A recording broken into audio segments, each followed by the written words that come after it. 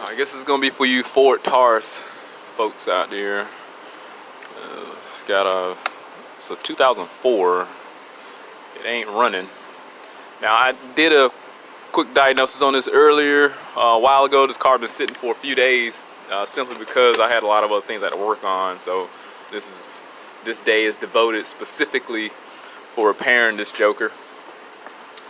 I'm just gonna go for some basic stuff. I know for a fact it needs a fuel pump. The fuel pump it's a 4-valve. That's a 3.0, so it's got the 24 valve in here. Automatic, doesn't tell me the year, but I know for a fact it needs a fuel pump. I did check the inertial switch.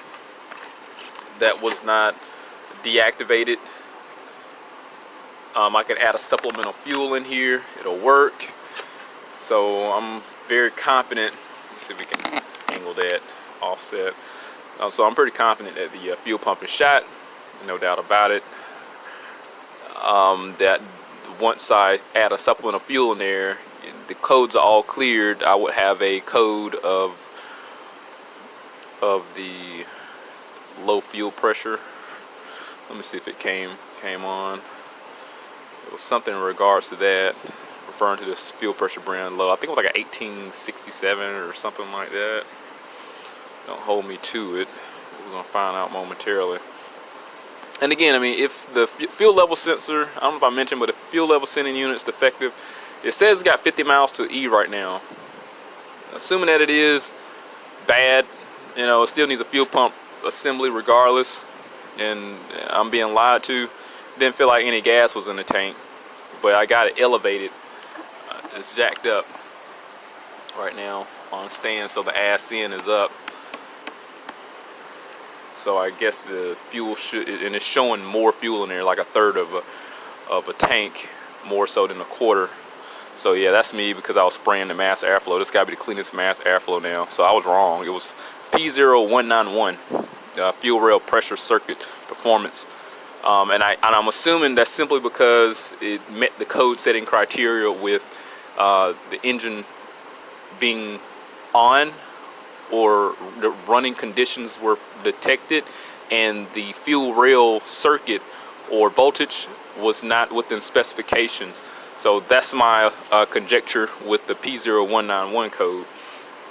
So I'm going to erase that, and we're going to go to live data, because that do give you a lot of information. So the good thing about this piece of crap Ford Taurus is that it tells you the fuel pressure with just like the high pressure systems on Chevys and the new vehicles that have the direct injection. That's some vital information right there, so you can compare the primary pump to the secondary. But this doesn't have direct injection. This is just a regular standard port injection system. So the fuel pump pressure, the fuel pressure, let's go, hold on, let's just pull up that data. Let's see, I know you're going to be offset, so let's see, let's go down. So we're in the E, F, fan, fuel level, we can take that. That says 39% fuel pump. This we can look at the status, fuel pump PWM, or well, I guess it's going to be the duty cycle. Fuel rail pressure, that's the desired, and versus actual right here. So those are really good bits of information. I'm just going to pull the voltage up just in case. Fuel rail temperature is important.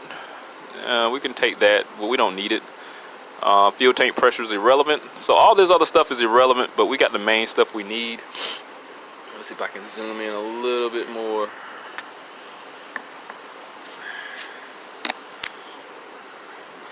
Maybe it can, okay. So we got the fuel level, which I was saying is about a third. So we're saying about 40%, which was the indicator in the car that analog gauge was stating, and it is reflective of that. And again, I'm not worried about the fuel pump level sending is bad, but I'm gonna start it up. We're gonna look and see if the computer controls the fuel pump to come on. So here, and we're gonna see if it gives it a duty cycle, which should be reflective of, or respective of on off, which is in a slower state. I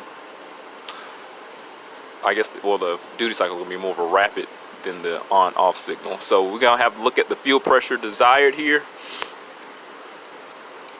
So versus actual. So if you notice from other videos, the desired versus actual, the computer wants to tell that secretary what it expects. If that secretary is not performing her duty, she need to be fired. So the actual fuel pressure is going to be at the right here at the fuel rail pressure. So we're going to look at the desired, which is what the boss is telling the secretary to do. We need her to put out 50%, 56% of work. Let's just give an example for analogous purposes.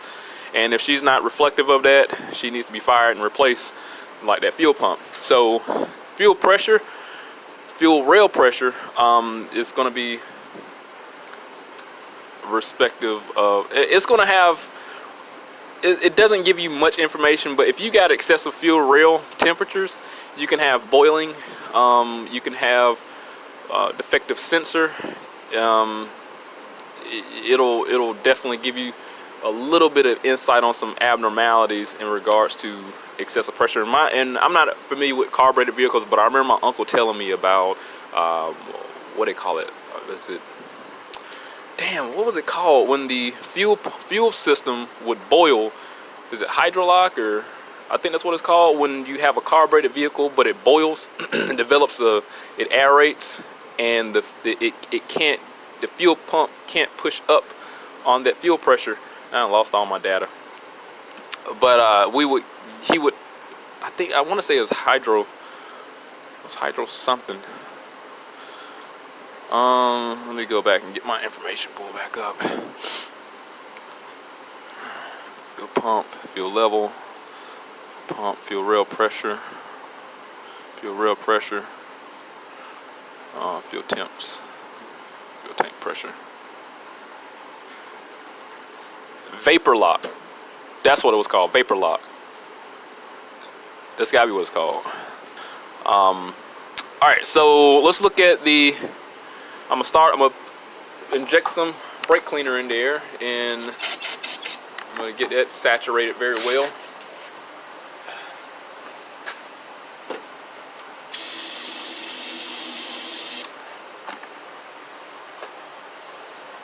Ooh, stuff is strong, man. And so that's kind of why I'm sniffling. This brake cleaner will tear up your senses of smell. It just don't get brake dust off and whatever else. All right, we're gonna go ahead and start it up now, see what happens, and we're gonna look at the duty cycle, and we're gonna look at the pressure. So I'm gonna keep it, let me just make a note of these: fuel rail desire versus actual fuel rail pressure. So we're just gonna pay more close attention to these two than anything. I'm not worried about the duty cycle. That just indicates that the pump is being commanded on, and the on-off for fuel pump shows that the computer is capable of commanding the state of the fuel pump. But again, we're just going to pay attention to these unhighlighted areas there.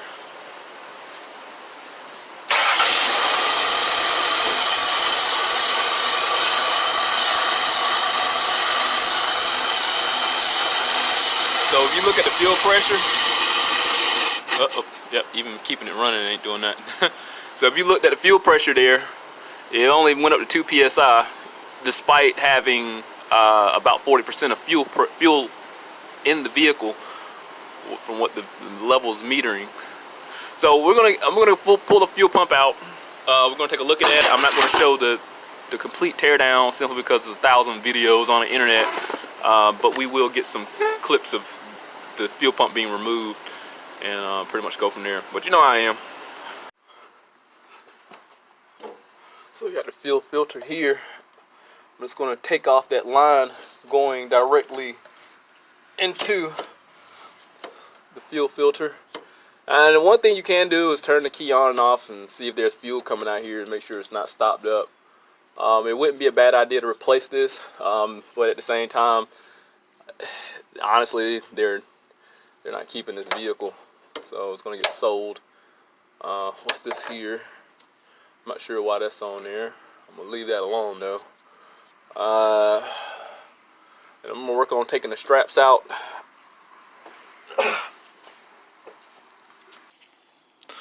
All right, our location currently is at the very back passenger side of the vehicle, and the tank is here.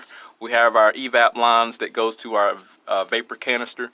We have the feed hose here that goes from the fuel fill neck. So when you put gas in there, that's where that goes. We have a breather that goes to the fuel neck also. They run parallel.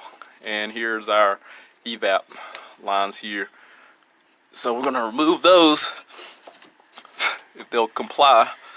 And we have one strap here. So it's two straps total that holds the fuel tank in. Right there, there's one. And then there's another one at the lower bulkhead. Gosh, we can move over. Here we go. So there's a, hold on.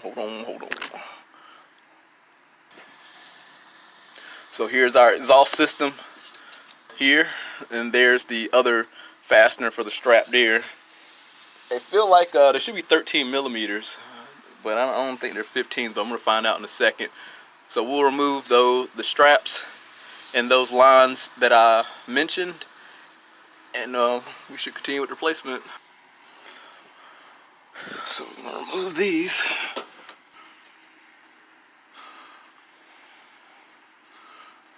Let me get a pick. Those voids, we'll push this up, spread that out. I'm not trying to break. Son of a sucker. I might need to hit it with some WD-40. Yeah, blowing like it's gonna do something.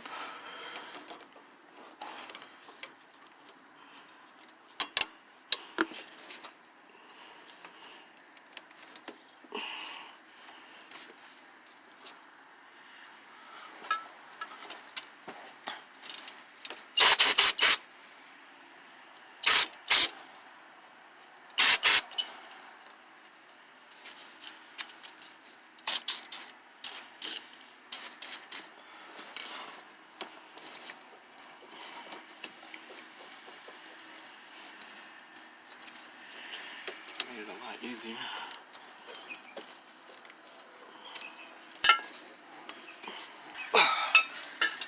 Let's see what happens.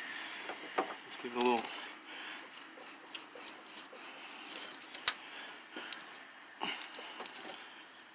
There we go.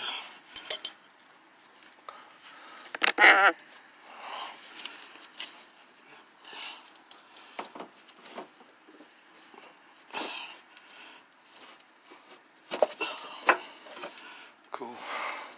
Yeah, and I know probably people don't understand, but I do hit this with WD-40 simply because it does help break that little ridge there that cause the rubber and metal to mate. Those just years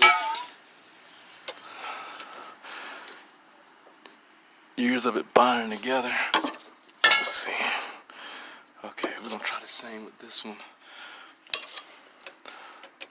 So what I'm doing, those ears, I'm just separating those.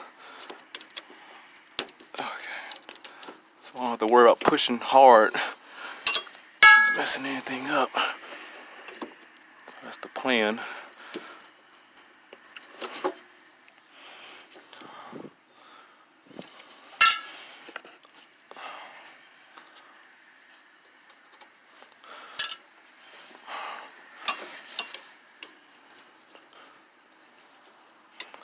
Encourage it a little, free up.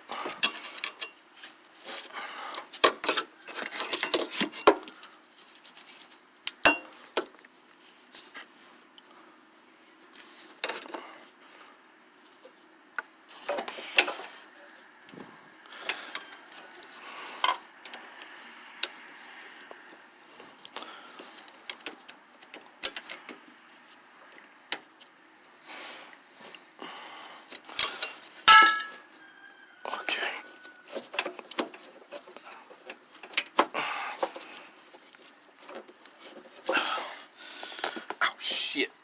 Damn it, I ripped my pants.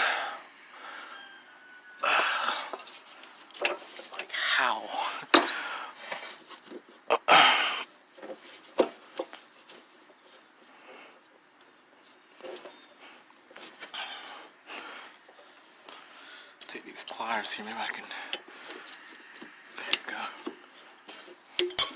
Use a little leverage. Cool, that worked out. So now we're gonna work on getting this. What I'll do, stick this little pick in there, this flat pick, open it up, hit it with some WD-40 or some lubricant. That'll get into those crevices, and you don't want to go in dry. So let me get my, I think this is a 7/32. We'll see.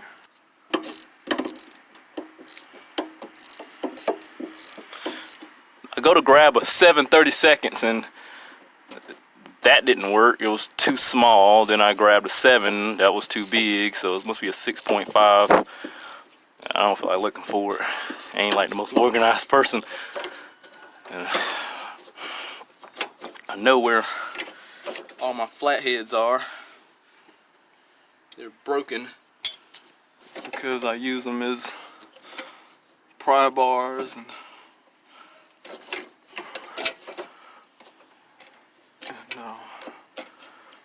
punch pins and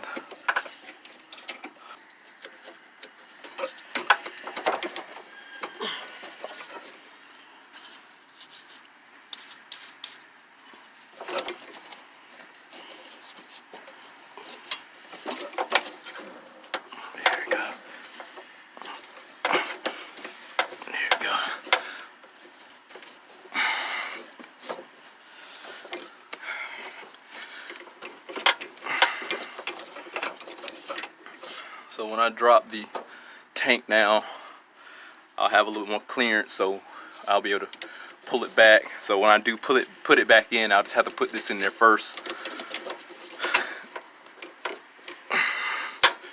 And that'll work out. Just stretch it out a little bit. Alright. So I'm gonna get one of those 2 strap fasteners here. I'm gonna take that off.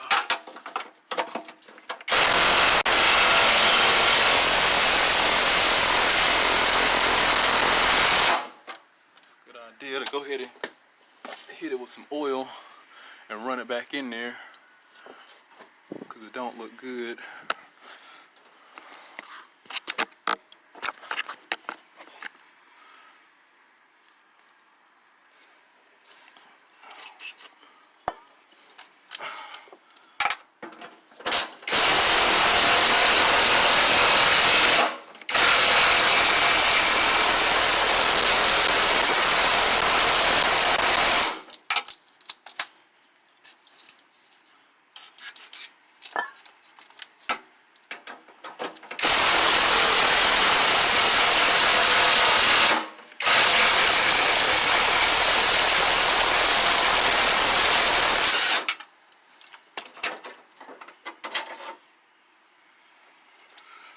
I just know there's a bunch of rust up there, so I try to get the threads coated by running it back in there with some penetrating oil. Hopefully it'll make the life a little easier putting it back in, because I don't want the dirt to cross thread it. If, you know, worst case scenario, some rust in there and it don't work out.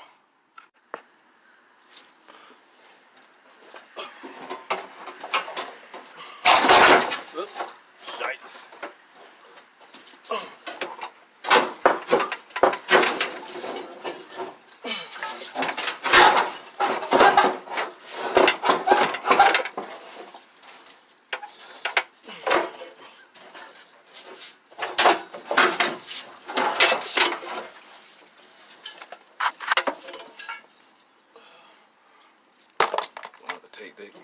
Take that joker off. No big deal. I'm gonna take it off when I get it down. I don't think, yeah, I can take it down.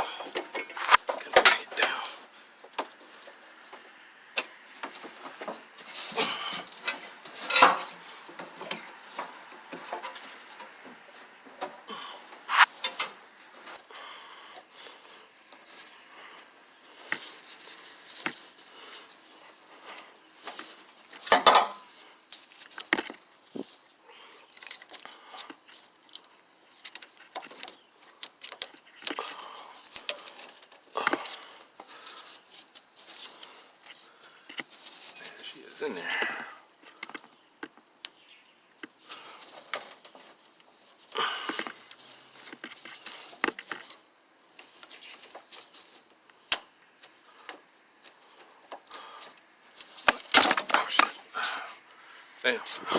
Will that work? Up there by the fuel filter. Here's our fuel pump connector. I know that's a no-no. We can pull the tank out.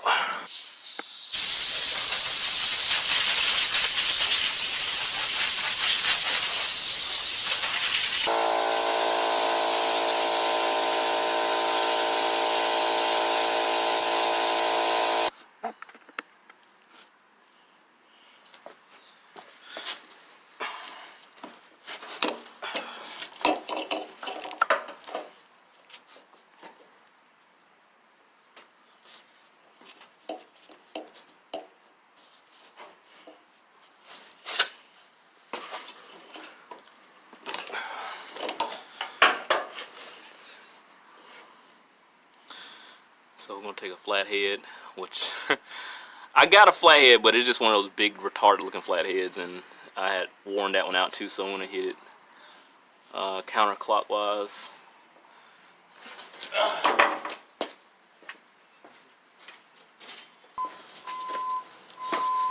Alright, counterclockwise, here we go.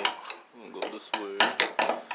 It's probably not a good idea, but it's getting replaced anyway.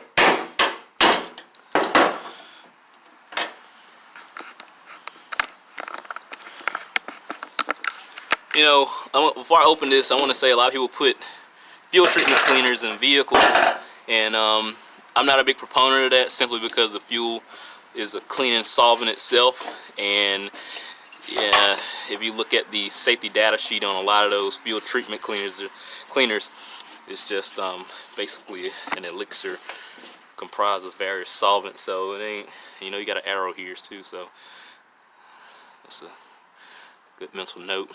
But I'm pretty sure this fuel tank is clean on the inside. And mind you, this is original fuel pump. This is a 2004, so it's been in there for almost, I want to say 16 years. So let's see what she's looking like.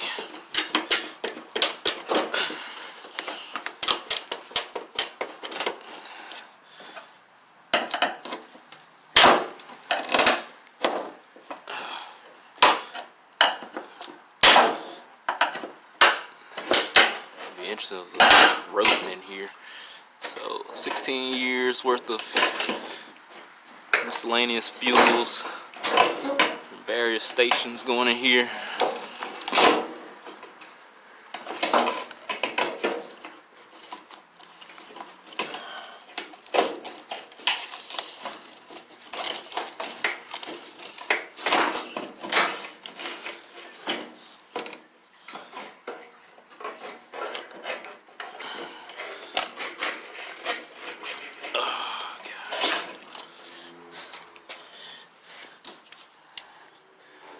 Alright, here we have a rag.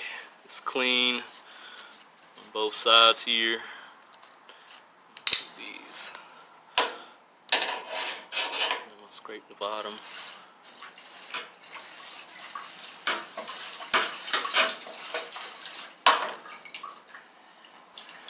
That's what we're left with.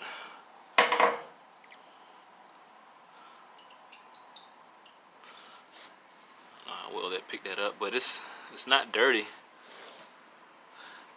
It's got like a,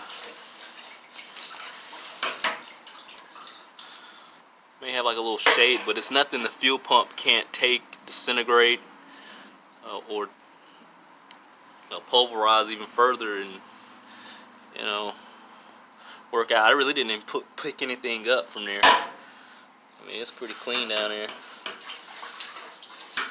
And you know, a misconception people have, you know, they say don't run your fuel tank low. I'm gonna call bullshit because they say you can get dirt in the fuel pump, and dirt doesn't accumulate on top, and as the fuel level diminish or ascends, it doesn't collect at the base of it. Sediments are going to settle at the bottom. So I'm not a big fan of, you know, some of these old wives' tales. You know, they just don't die out, like going from synthetic to conventional and back to synthetic. You know. But either way, I'm gonna change these gaskets, get a new fuel pump in there, and get this installed in reverse order.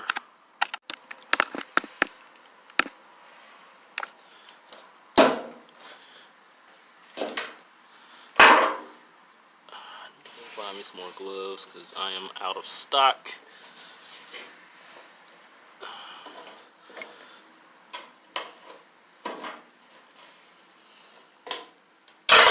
So after this, I'm gonna run to the parts store. It's gonna be a pain in the ass getting this one in there. Don't forget your float sensor.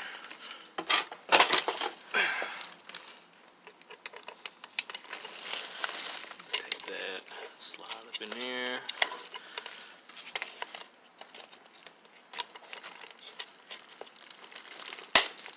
Pop it in there. Now this one came from O'Reilly's. It is definitely a lot more slender. Which makes me question its durability. So here's my arrow. It does have a dial indicator here. It goes in there.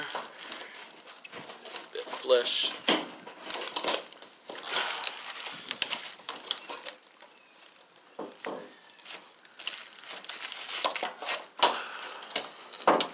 Like so.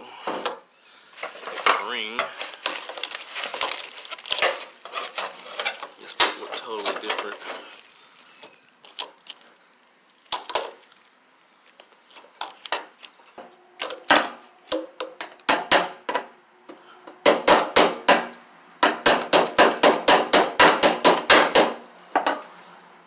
So I'll give it some torque, some twisting pressure, and just hit the corners that are protruding.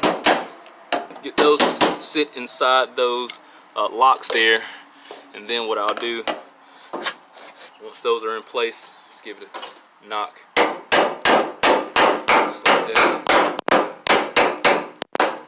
I'm gonna get it sent all the way over. Just like that. That's my easy way of doing it. It's not that bad, especially when you're by yourself. Alright, let's get those connectors taken care of.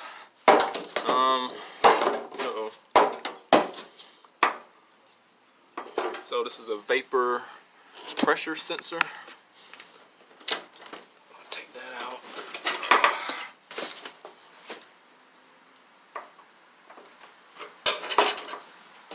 Old one, ditch that.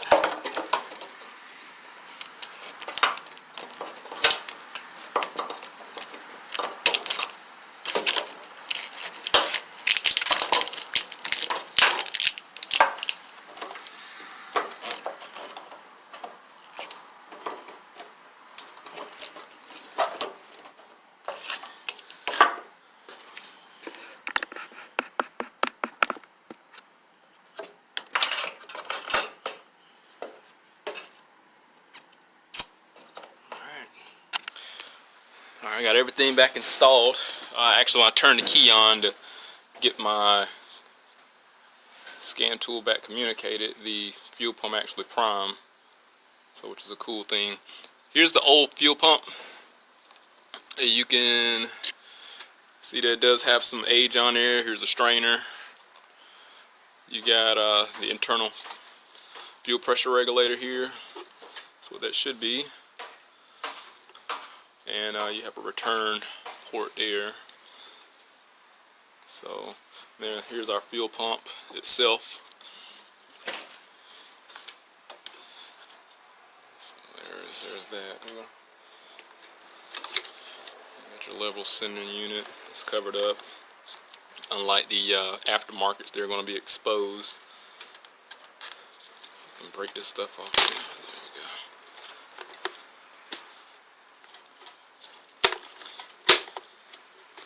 Desired versus actual pressure, which I had completely removed. Fuel rail pressure, and we got the fuel rail desired pressure there. Pull those up. We're going to unhighlight or check those. Fuel pump pressure desired. So let's take a look at these two and see how they change once the car runs.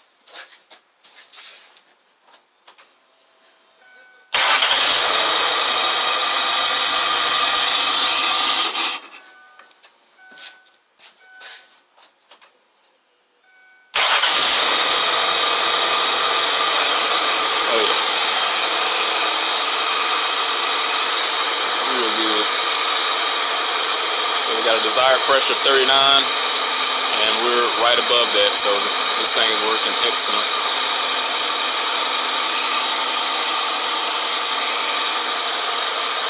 Fuel level, which was pretty accurate. It was around 40% before, despite the little fuel I got out when I removed the fuel pump. So about 38 now, 38%. Fuel pump is on. We got a duty cycle of 23%. Our desired and actual are reading the same, and our fuel temp, fuel rail sensor, fuel rail temperature is around 66 degrees here. So that's good. I don't know if there's any other. So transducer.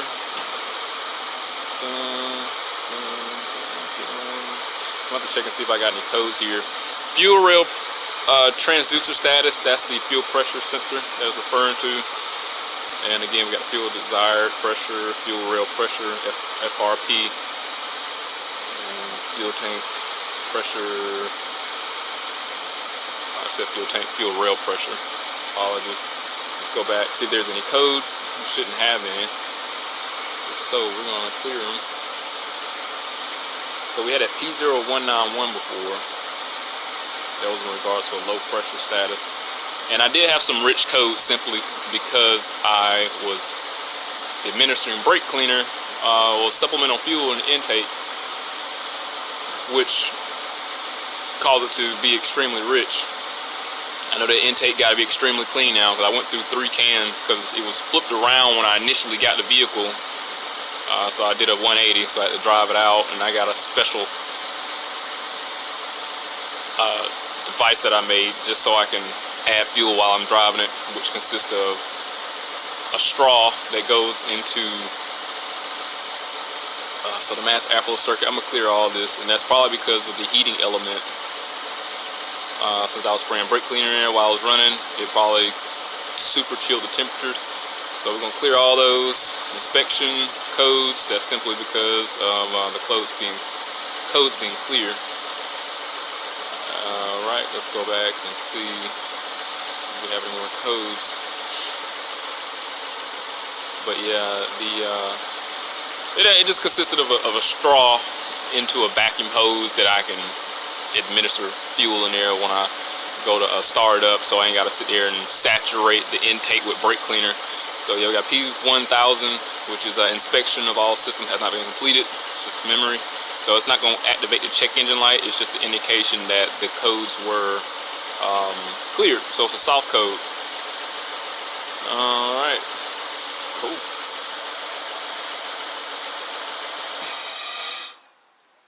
My battery charge is about 98% there, so we're good on that. I think it's probably because of the still reading the voltage in there, so I'm not sure.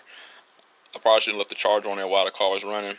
But either way, it's a brand new battery in there that I got from my store.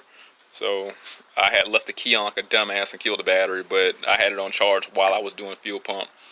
But everything's fine now. This job is supposed to take about an hour and a half, removing the fuel pump assembly and installing it. It wasn't that bad. It literally, if it wasn't for me recording, I would have been done with this joker. But for the simple fact, you know, getting some good footage and stuff and going through a diagnosis process, this is what we got. But other than that, car didn't run when it first came in. The car sat for a while, for about several months, because of this is like kind of entering post-COVID times right now, because that vaccine is close to being coming out. So it sat for several months, and probably a little bit longer than that. But I guess that caused the fuel pump just to take a crap, despite being saturated in fuel or submersed in fuel. And it got told here it wouldn't accept the jump start. The battery was shot, couldn't stay charged. It was AAA battery in there. I used to work for a AAA, and let me tell you, their batteries suck ass, pure ass, and put it that way. But that battery, and they're overpriced too, by the way. But got a new battery in there. Didn't fix the problem. Maybe I was, you know, sometimes if the car been sitting for a while, need some encouragement to start up. It wouldn't start. Now you would generally think the crank sensor is probably bad. It wasn't that. Because there was fire, there's injector pulse So I wasn't worried about any other signs of a defective crank sensor. So we had a duty cycle from the fuel pump. We had an on command from the fuel to the fuel pump from the PCM. I'm going to the fuel pump. It starts with supplemental fuel. I'm going to the fuel pump. So that's all. And like I said, I checked the inertial switch. Everything was fine. So this car is knocked out. Other than that, if you have any comments, hit them in the comment section. I will hopefully I'll answer some stuff. As long as it's not a dumbass question. But hit that link, subscribe to the channel, stay informed, have the originals of my work. See you on the next one.